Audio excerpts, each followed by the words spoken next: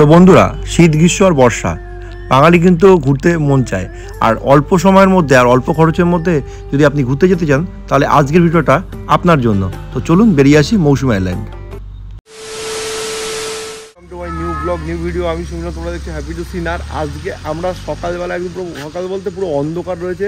আর আমার সঙ্গে রয়েছে কারা একটু দেখে নাও, চন্দনদা, মৈতনদা আর এদিকে বিআই মশাই। তো আমরা সবাই মিলে চলে যাচ্ছি মৌসুমী আইল্যান্ডে ঘুরতে। আর এখন বাজে ঘড়ির কাঁটায় 4:36। আমরা যাব সিধা এখান থেকে শিয়ালদা, আমাদের হচ্ছে ডেস্টিনেশন শিয়ালদা থেকে আমরা চলে যাব নামখানা ট্রেন ধরে। তো আমাদের 5:25 ট্রেন রয়েছে।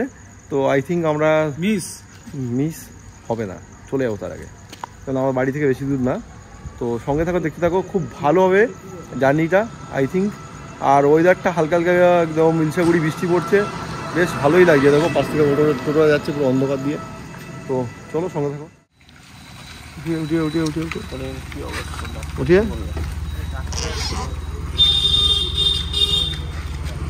ঠিক আছে, উঠ যাই।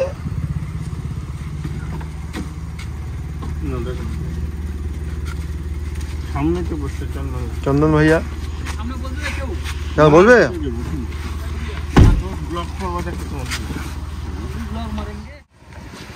তো গাড়ি আমাদের ফাইনালি চলে এসছে। আর তো বন্ধুরা দেখো, আমরা গাড়িতে উঠে গেছি। আর আমরা এখন আছি সেক্টর সেই সুন্দর ব্রিজটাতে। আর ব্রিজটা আমরা ক্রস করে কিছুক্ষণ পরে আমরা ঢুকে গেলাম শিয়ালদা স্টেশনে। আর এখন মোটামুটি সকালবেলাতে ভালোই মানে ক্রাউড ছিল।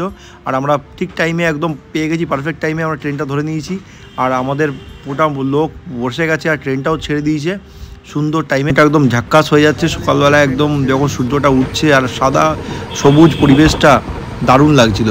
আর দেখো আমরা নেমেও গেছি ট্রেন থেকে, এই যে নামখানা স্টেশনে আমরা নেমে গেছি। আর একদম মনটা তো একদম ধুকুস করছে, কারণ এখন এই নামখানা স্টেশনের আমরা এই সামনে থেকে আমরা টোটো নেব না, আমরা একদম মেইন রাস্তায় যাব। মেইন রাস্তায় যে চলে এসেছি, এখান থেকে আমরা একটা অটো বুক করেছি। আমরা যাব পাতিবুনিয়া ঘাট। ঠিক আছে, কত সুন্দর ব্রিজটা। পাতিবুনিয়া ঘাটে আমরা যাচ্ছি এখন। আমাদের টোটাল টাকা লেগেছিল, ওখান থেকে আমরা 8 জন ছিলাম, একটা অটো রিজার্ভ করে 370 টাকা নিয়েছে। আর এই যে পাতিবুনিয়া ঘাট দেখো কত সুন্দর। আর এই সময় এই নদীর নাম হচ্ছে চেনাই নদী। আর এটা পারাপারের জন্য মাত্র 5 টাকা মাথাপিছু নেয়। আমাদের কাছ থেকে তুফান হচ্ছিল বলে 20 টাকা মাথাপিছু নিয়েছিল। এই যে দেখতে পাচ্ছ, এই যে ট্রলারটা বা এই নৌকাটা আমাদের কাছে আসছে।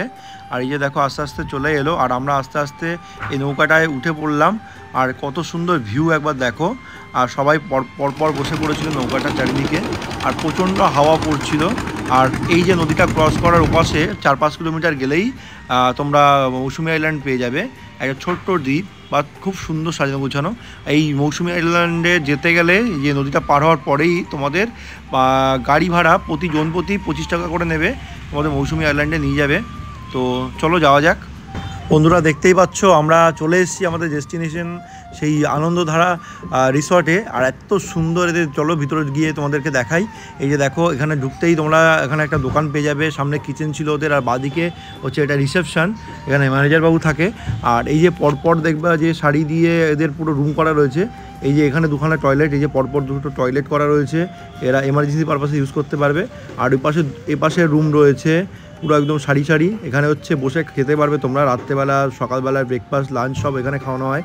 আর এই যে এখানে পরপর শাড়ি দেওয়া রয়েছে, এগুলো হচ্ছে এদের পুরো আরেকটা মানে কটেজ টাইপের রুম।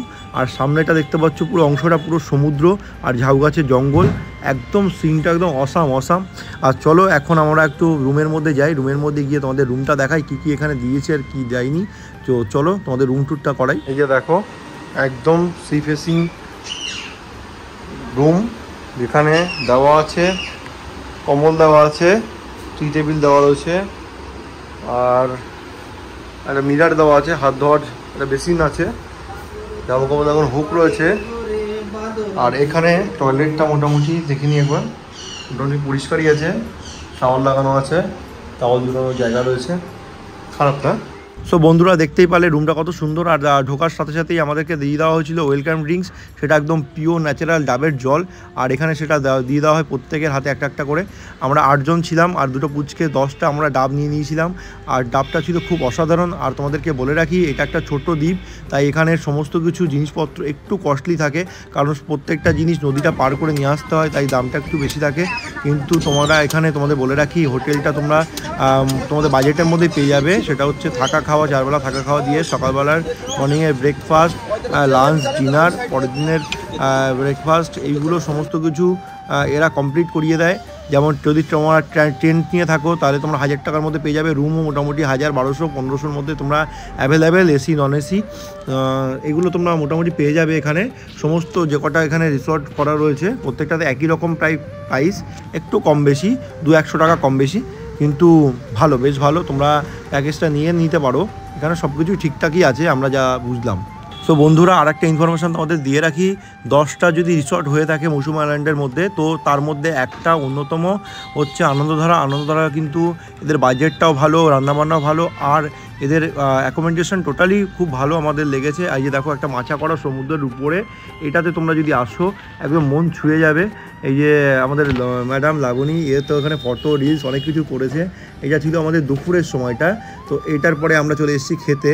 আমাদের খেতে কী দিয়েছিল, পমপ্লেট মাছ, তারপরে সাদা ভাত, ডাল, সবজি, চিংড়ি মাছের মালাইকারি, স্যালাড, একদম পেট পুড়ে আমরা খেয়েছি, সবাই খুব মজা করে খেয়েছি, খুব সুন্দর ছিল রান্নাবান্না। তারপর সো বন্ধুরা দেখো এই যে সন্ধ্যা নেমে এসছে, আর যদি হাতে থাকে চা পকোড়ার মুড়ি, আর যদি সামনের সমুদ্র, আর তুমি একটা ছোট্ট টিমটিমে বাঁশের মাচার উপরে বসে আছো, সমুদ্রের উপরে বলতে গেলে ফিল নিচ্ছ সমুদ্রের হাওয়ার, তো কেমন লাগবে বলো। সো বন্ধুরা আনন্দ ফুর্তি করে এখন আমাদের টাইম হয়ে গেছে রাত্রেবেলায় আমাদের ডিনার করার। তো বন্ধুরা তোমাদের বলে রাখি এখানে কিন্তু ভাত, রুটি, সবজি, মাংস সবই মোটামুটি পেয়ে যাবে। রাত্রেবেলা কিন্তু তোমাদেরকে মুরগি মাংস খাওয়ায়। সো বন্ধুরা তোমরা যদি খাসির মাংস কেউ খেতে চাও তো খাসির মাংস তোমরা পেয়ে যাবে, তার জন্য এক্সট্রা 100 টাকা পে করতে হয়। তো 100 টাকা পে করলে তোমরা খাসির মাংস তোমরা ডিনারে করতে পারো। বন্ধুরা এত পরিমাণ ঝড়ো হাওয়া চলছিল যে এখানে মানে ঠিক মতন বসে খাওয়া যাচ্ছিল না, কিন্তু বন্ধুরা আমরা কিন্তু খুব মজা করেছি। আর আমাদের এই খাওয়া দাওয়া করে আমরা এখন শুতে যাব। তো গুড নাইট বন্ধুরা, ভালো থেকো, সুস্থ থাকো, দেখতে থাকো হ্যাপি টু শুনতে। আর পরবর্তী অংশটা পরের ভিডিওতে আসছে। সো বন্ধুরা তোমাদের যদি ভিডিওটা দেখে একটু ভালো লেগে থাকে প্লিজ একটা লাইক, কমেন্ট, শেয়ার করে দাও, আর আমাদের পরিবারটাকে আর বড় করে তোলো প্লিজ।